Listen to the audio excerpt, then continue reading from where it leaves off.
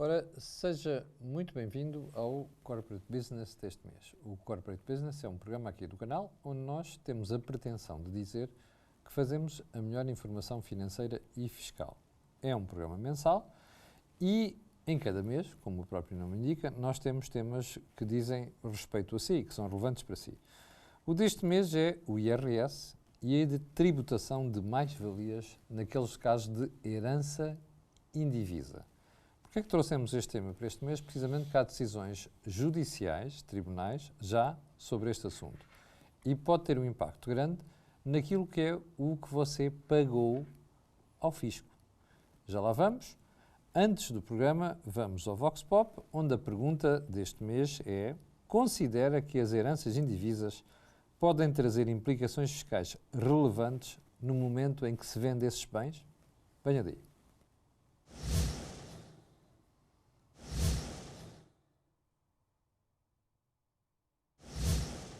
Sim, apesar do acórdão do Supremo Tribunal Administrativo com jurisprudência uniformizadora, vai continuar a existir bastante conflitualidade entre os contribuintes e a administração tributária neste momento.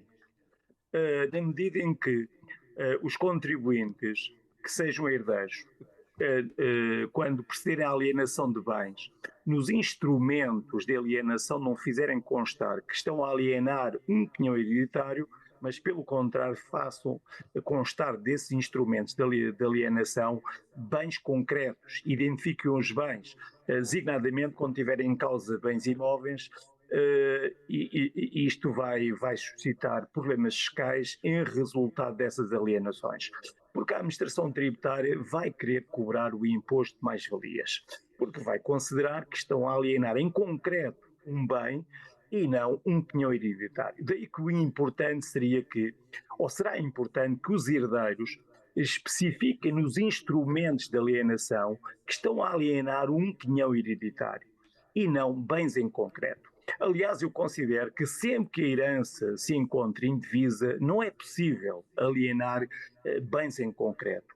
Sempre que a herança se encontra indivisa, o que os herdeiros podem alienar é um penhão hereditário, o direito a alienar o direito à herança e não bens em concretos, porque os bens em concretos só poderão ser alienados após a partilha da herança. Contudo, a administração tributária não vai considerar assim, e sempre que nos instrumentos de alienação sejam especificados os bens em concretos, e em especial quando estejam em causa bens imóveis, a autoridade tributária vai considerar que não está a ser alienado um direito à herança, mas sim à alienação de um imóvel e, consequentemente, vai querer tributar em sede de imposto de mais-valias.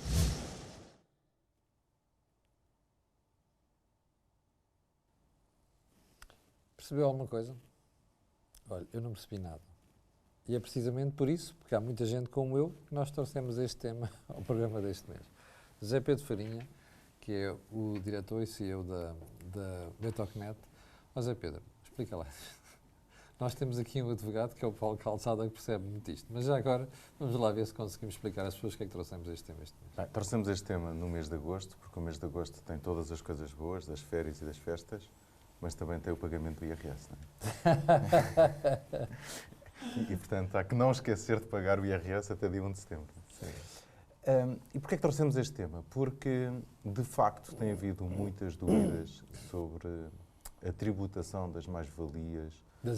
Das heranças ou de bens que fazem parte das heranças indivisas.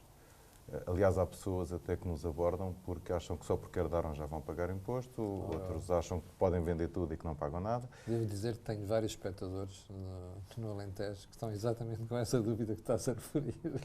Pronto, e de facto o que é que temos aqui? Temos interpretações da lei, portanto, primeiro pelo fisco, que tem como objetivo máximo a coleta, não é? Portanto, sacar. É o que é, portanto, é o papel do fisco.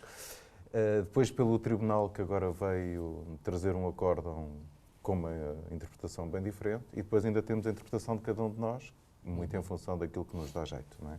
E de facto, e pelo que o Josuíno nos explicou aqui, que eu acho que até foi bastante claro, embora, obviamente, com uma linguagem mais técnica, o que ele nos explicou claro aqui que foi. é que... Para ser honesto, eu até percebi o que ele disse, mas a questão é, pondo-me no lugar do espectador comum, as pessoas não percebem, por isso é que estamos aqui agora a fazer a explicação. O que ele nos trouxe aqui foi uma série de condicionantes, precisamente à interpretação da lei, e nós ainda há pouco estávamos ali os 4 à conversa, e estávamos aqui, e isso vai ficar claro no programa, parece-me a mim, com interpretações um bocadinho diferentes, porque temos sempre o lado do fisco, o lado do contribuinte, o lado do tribunal, e no meio disto tudo ainda há o bom senso, que é uma coisa terrível, que só faz falta aos outros, não é? E que é a razoabilidade e o equilíbrio entre o reclamar e não reclamar e o custo disso, não é? Portanto, o benefício e o custo, não é? Portanto, há quem prefere reclamar porque tem direito e custo custar, e há quem faça contas e não esteja para isso. E, portanto, também é importante esta reflexão, agora que estamos a falar disto. Não é? Como eu anunciei há bocadinho, nós temos connosco Paulo Calçado, aliás, também, já conheço há algum tempo. Paulo, vamos lá ver se a gente consegue explicar às pessoas comuns o que é que está. Vamos dar exemplos concretos. Imagine, os meus pais morrem e eu herdo determinado tipo de bens. O que é que está aqui em causa? Se eu quiser alienar uma parte da herança antes dela estar dividida, por isso é que a gente diz que chama herança indivisa, é isso? É exatamente isso, Camilo. Antes de mais, obrigado pelo convite para estar aqui hoje. Vamos lá tentar então explicar às pessoas de uma forma mais, digamos, desmistificada e acessível o que é que isto significa. O acórdão, o que estabelece, ou seja, a grande conclusão do acórdão uniformizador de jurisprudência é que a cedência de quinhão hereditário não configura, portanto, na acessão do Código do IRS, uma transmissão de direitos reais, designadamente sobre imóveis. Só se vende o direito. Só se vende o direito. Pois. Para as pessoas perceberem, vamos àquilo que acontece no dia-a-dia da vida das pessoas. Quando morre alguém, e esse alguém deixa filhos, por exemplo, esses filhos tornam-se automaticamente, no momento da morte, herdeiros dessa pessoa. E até o filho mais velho, normalmente, assume a qualidade de cabeça de casal. E existem uma série de obrigações declarativas que emergem da morte daquela pessoa, entre as quais a obrigação de comunicar às finanças o óbito, apresentar a relação de bens, e, a partir desse momento, as finanças atribuem até um número de identificação fiscal a essa herança. Ora, isto mais não é do que o reconhecimento por parte da autoridade tributária de que os bens, naquele momento, integram aquilo a que nós chamamos herança indivisa. O que é a herança indivisa? É precisamente a herança que não está dividida, como o próprio nome indica. Que não está dividida pelos herdeiros. Mas alguém desses herdeiros pode achar, eu não quero saber disto para nada, vou vender o meu direito a isto. Ora, precisamente. Não é o bem, é o direito. Não é o bem, é o direito. Okay. A herança indivisa é uma universalidade, é um património autónomo, ou seja, que tem um gestor. Quem é o gestor do património autónomo? O cabeça de casal. Sim. E, portanto, o cabeça de casal até tem que prestar contas aos mais herdeiros. Portanto, em certo sentido, este património autónomo é como se fosse uma empresa, pronto, que tem um gestor, que tem que prestar contas aos seus sócios, aos seus acionistas, no final de cada ano. E esta empresa acaba quando é dividida. Pois. Quando há uma partilha. Sim. Portanto, nós temos aqui dois momentos completamente distintos. Temos um momento em que aqueles bens integram este património autónomo, esta universalidade de direito, que é gerida, como eu disse, pelo cabeça de casal, e depois temos um segundo momento em que esse património autónomo deixa de existir e os bens integram o património de cada um dos herdeiros. Exatamente. E, portanto, e estamos aqui a falar de um momento em que isso não aconteceu. Nós estamos aqui a falar de um momento em que, por exemplo, dois herdeiros que disputam... Houve um caso concreto que disputou isto. O caso concreto que disputou isto foi um casal que recebeu uma determinada herança e não fez a partilha dessa herança e, antes de proceder à partilha dessa herança, cedeu o quinhão, ou seja, a sua cota, a cota que tem naquele património autónomo, cedeu a um terceiro.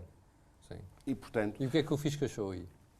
E o fisco aqui achou que estes herdeiros tinham que pagar mais-valias porque precisamente dentro da herança estava um imóvel. E o caso vai parar a tribunal? O caso vai parar a tribunal. Os tribunais já vinham aplicando este entendimento há muito tempo, portanto, havia já muitas decisões. Quando diz este entendimento era que está a vender uma parte da cota, digamos assim, O entendimento e não é que quando o bem. se vende a cota da herança, não é a mesma coisa que vender Pois. o imóvel. E, portanto, não tinha obrigação de pagar IRS. Não estava incluído na tributação Só das mais-valias. com muita conversa acontece no direito, era os tribunais iam tomando decisões, mas depois faltava alguém que uniformizasse esta coisa toda. Precisamente. Foi o Supremo Tribunal Administrativo. Precisamente. Neste caso, o Tribunal de Primeira Instância decidiu a favor do tal casal, portanto, dos herdeiros, e a autoridade tributária recorreu dessa decisão. Estamos a falar de uma decisão do CAD, portanto, do Centro de Arbitragem Tributário, e a autoridade tributária recorreu para uniformizar a jurisprudência e perdeu.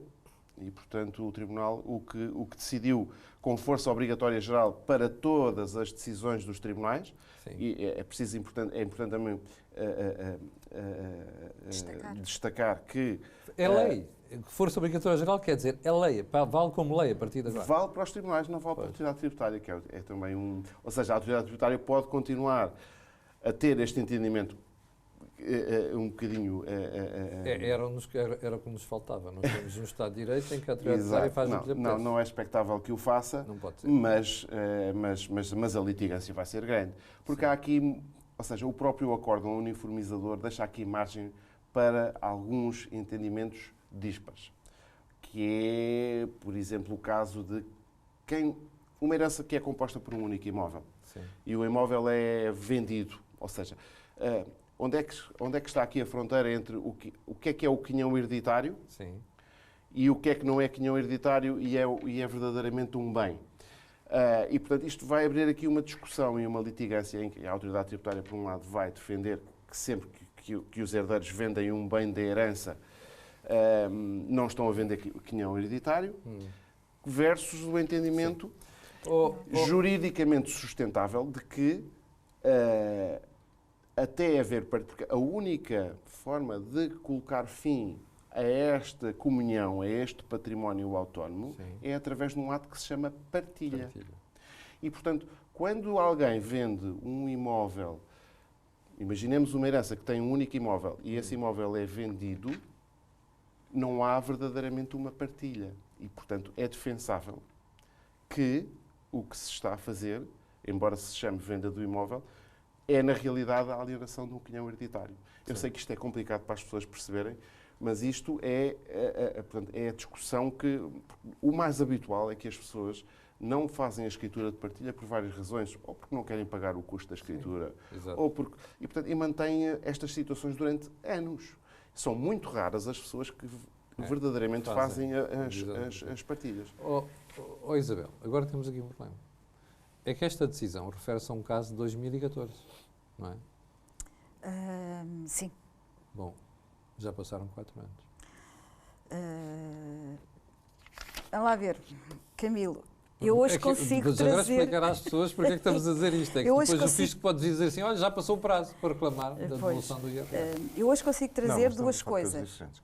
2014 é o outro. Quando o VPT era superior ao valor de venda. É o outro caso. Okay. Eu hoje consigo trazer duas coisas diferentes e o Zé Pedro vai juntar uma terceira, que é para fazermos aqui uma caldeirada ainda mais se calhar composta. até juntamos, mas tratamos isto numa edição especial. Se calhar vamos fazer até melhor para separar os dois assuntos. Aqui estamos a falar de quinhões hereditários. E a questão dos quinhões hereditários, como o Paulo bem excelentemente explicou, não há dúvida nenhuma o que é o quinhão hereditário hoje na cabeça de quem nos está a acompanhar e que nos acompanha regularmente. A questão que se coloca e que o Jesuíno pôs ali em evidência é a questão da interpretação. E agora vai dizer, o diabo está nos pormenores. E aqui o pormenor é um por maior. Porque a AT, já no seguimento deste acórdão de uniformização de jurisprudência, fez sair um ofício circulado, dando o seu entendimento sobre o acórdão. que é uma coisa caricata que em Portugal se faz, não é? Ou seja, que a autoridade está a dizer aos tribunais o que é que deve ser a lei, que é só o que faltava. Não, a autoridade não está a dizer aos tribunais, está a dizer ao contribuinte qual é a sua interpretação. Está bem, Isabel, mas seja como for, eu não posso admitir que no Estado de Direito a autoridade sobrepõe aos tribunais, ponto. E como o Paulo também disse, aqui é a questão do português e da janela de margem que é dada quando se está a fazer a redação dos acórdãos, que muitas das vezes há sempre ali uma coisinha que escapa. Eu vou dar um exemplo prático. Os juízes deviam ter um bocado mais cuidado. Não, neste caso até tem, porque estamos a falar de um processo que passou pelo CAD, que tem especialistas na matéria e depois foi até ao Supremo, que também tem... O CAD é arbitragem. Exatamente, o Centro de Arbitragem. Sim. E depois foi ao Supremo, que também tem juízes de foro de uma competência elevada, diga-se. E bem... Vou dar um exemplo prático. Neste caso é de português, não é de números. Sim. A decisão diz que é a alienação de quinhão hereditário. Mas o ofício circulado entende que é a alienação do quinhão hereditário como um todo e não de quinhão hereditário. Portanto, a diferença do de para o do vai dar aqui uma dor de cabeça jurídica que o Josuíno já está a alertar para ela. Ou seja, se o quinhão hereditário for composto unicamente por um bem imóvel, não se passa nada, está tudo em paz. Mas se o quinhão hereditário for composto por 3 ou 4 e só se estiver a fazer a venda de um, já não é do todo. Pois. Portanto, a AT já está a dizer qual é a sua interpretação. Porque depois, neste magnífico ofício circulado, quem tiver dúvida, advogados, como o Paulo, é de julho. Camilo, só para encerrar, diz assim: apenas quando decorrer inequivocamente da escritura pública ou documento similar que se transmite o direito a um ou vários herdeiros à herança ou o quinhão hereditário como um todo. Agora deixa-me fazer uma pergunta, porque era a dúvida que um espectador colocou em concreto, o José Pedro, eu até telefonei para o José Pedro nessa noite, eu estava no Alentejo e houve um espectador que veio ao programa e veio dizer assim, olha, eu tenho uma situação parecida com esta e eu paguei IRS. E o que é que se faz agora, José Pedro? A resposta é isso, infelizmente, porque eu não sei se a AT tem comissão com os escritórios de advogados ou se quer litigar só porque sim. A resposta a isso é depende. Então? Para já depende do valor, sim, não é? Para ver se vale a pena. Exato. Depois depende se ele vendeu na escritura o imóvel, se vendeu o quinhão hereditário. Depois depende da interpretação que quisermos fazer, mesmo que tenha vendido o imóvel, e o Paulo acabou de explicar isso muito bem. É, porque se não houve partilha, então o que se vendeu foi parte do quinhão hereditário. Sim. A Isabel veio acrescentar entre o de e o do, cá está, no depende outra vez. Que seria, meu Deus. Portanto, a resposta concreta a isso é, vamos ter que analisar a escritura de compra, a escritura de venda, a relação de bens no momento da herança e perceber se vale a pena litigar e até onde é que vamos conseguir ir. Isso vai trazer sempre, mesmo que se trabalhe numa lógica, se conseguirmos a pagamento de honorários, se não conseguirmos, não há. Mesmo assim, já esta lógica de success fee já é uma lógica que muitos advogados não vão praticar, ou se calhar nenhum. Vamos ter custas judiciais, ou seja, há trabalho aí, de facto, e há risco. Há risco sim. Neste depende. Não é? De vir um não e depois a pessoa gastou dinheiro em tribunais e advogados e depois não recebe nada de volta. Ou tem que reclamar outra vez, mais dinheiro e mais advogado. Lá está, esta litigância, que não é clara, não é? Não faz sentido. Paulo, para quem nos está a ver e que neste momento já tenha passado por esta situação, como é o caso do espectador que eu referi, é importante perceber se na escritura se fazia referência a quinhão hereditário e não ao bem em si. É importante fazer isso, mas além disso é importante que a escritura seja analisada por alguém que tenha a capacidade de encaminhar a pessoa e de aconselhar sobre o que é que tem ali, porque nem todas as escrituras são iguais, nem todas as heranças são iguais. Nós temos heranças que podem ter 20 imóveis, 20 contas bancárias, o saldo das contas bancárias, automóveis, etc. Portanto, quando nós vendemos o quinhão hereditário, nós vendemos, se são 5 herdeiros, um herdeiro, se vende o quinhão hereditário, vende 1/5 Sim. daquele património todo. Claro. Não está a vender 1/5 do imóvel X, sim. Y ou Z. Mas imaginemos que a herança só tem um imóvel. E os herdeiros vão a uma escritura e vendem aquele imóvel. Será, isto é uma pergunta que legitimamente se tem que fazer, de acordo com o texto do acórdão, será que isto não é, na realidade, uma venda do quinhão hereditário? Porque aquele é o único imóvel que compõe. Ou seja, isto não é fácil. Ou seja, não é uma matéria que seja fácil. Mesmo que a herança tenha 20 imóveis, 20 contas bancárias, 20 automóveis e que se venda um imóvel, os herdeiros, na verdade, estão a vender todos parte do seu quinhão hereditário, porque não houve partilha. Esta é a minha interpretação. Claro que é a interpretação que me dá jeito, não é? Claro. Sim, mas essa interpretação tem base legal e tem base jurisprudencial. Pois é. Aquilo que eu estou a dizer O fisco é que acha que não. Aquilo que eu estou a dizer, para as pessoas perceberem, sendo muito claro, Sim. quem estiver numa situação destas deve ir ao seu advogado. Ok. Primeiro. Moral da história, o acórdão que devia servir para esclarecer vai criar ainda mais situações para você recorrer aos escritórios de advogados. Como Não, Paulo. isto tudo vai depender do valor, porque se estivermos a falar de um valor de mais-valias, Não vale a pena tributado em IRS, que seja, digamos Miserável. assim, irrisório, se calhar não vale a pena as pessoas incomodarem-se com isto. Sim. Mas se estivermos a falar de um valor considerável, já vale a pena 200, as pessoas... 300 mil euros já faz diferença. Eu diria que até 50 mil, como era o caso deste Olha, tenho que acórdão. acrescentar que a pessoa em causa que me consultou, que me pediu para falar sobre o assunto, até pagou 100 mil euros de IRS. Portanto, nesse caso, Mas eu acho que Nesse por uma caso, questão valia de a pena. princípio, Sim. mesmo que seja vale a pena 5 sempre mil euros reclamar. de Que é IRS, para pôr o fisco no desde que isso dê para pagar ao advogado, vale a pena litigar, não é? Há aqui uma questão, que é a Então. questão que a contabilidade que nos é cara. Nós temos o princípio da substância sobre a forma. Meu Deus, quer dizer o quê? Quer dizer que tem que se olhar à substância, ao conteúdo, e muitas das vezes não tanto à forma. E o que nós estamos aqui é um litígio de substância sobre a forma. A AT, o fisco, nunca deu primazia ao princípio da substância sobre a forma, foi sempre à forma. Claro. Ou seja, é o que estiver registado na caderneta, E é o que te dá jeito? é o que estiver registado na conservatória, é o que estiver registado na escritura.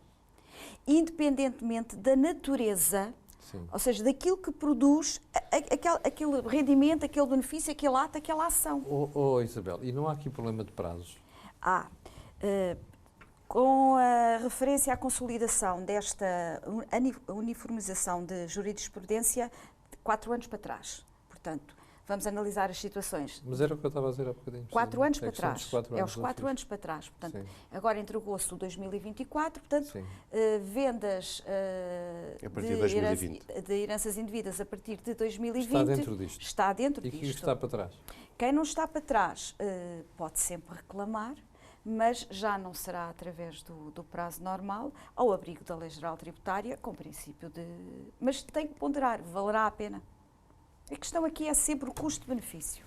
Okay? Bom, como já percebeu, temos aqui um belo melee, que é para você depois se meter em questões legais. Isto é, consultar advogados, depois ponderar se vale a pena ou não avançar com processos. Foi por isso que trouxemos esta matéria hoje. Como disse, vamos fazer um especial só sobre outra matéria, que é o valor patrimonial dos imóveis e as mais-valias. Mas isso fica para um Corporate Business especial. Fique bem. Quero agradecer ao Paulo Calçada, à Isabel e ao José Pedro Farinha. Nós voltaremos no próximo mês. José Pedro, já tens tema? Próximo mês? Não tenho tempo. Voltamos ao normal. Não tenho Não tempo. temos tema. Mas sobre isto ainda queria dizer uma coisa. Então, vamos lá. Que é, Vamos nós com temos estado aqui a vida falar muito sobre as mais-valias que já aconteceram. O desafio é as pessoas que têm bens em heranças indivíduas E o que vão fazer? que olhem para isso e que pensem no que é que vão fazer e aqui consultem o seu contabilista. Eu sabia que tinha uma mensagem subliminar sobre consultar o contabilista, mas vale a pena, porque nestas matérias como noutras já sabe que depois o custo final pode fazer a diferença. Olha, nós, como sabe, temos sempre uma pergunta que fica com o link aqui em baixo às pessoas votarem. E a pergunta é, as heranças indevidas podem trazer implicações fiscais da venda de bens? O não, neste momento, ganha. Nunca pensei nisso, vai com 45%. Vote, só favor, que é para nós percebermos qual é a sua orientação nesta matéria. Nós voltamos no próximo mês com um tema diferente. Muito obrigado e até à próxima.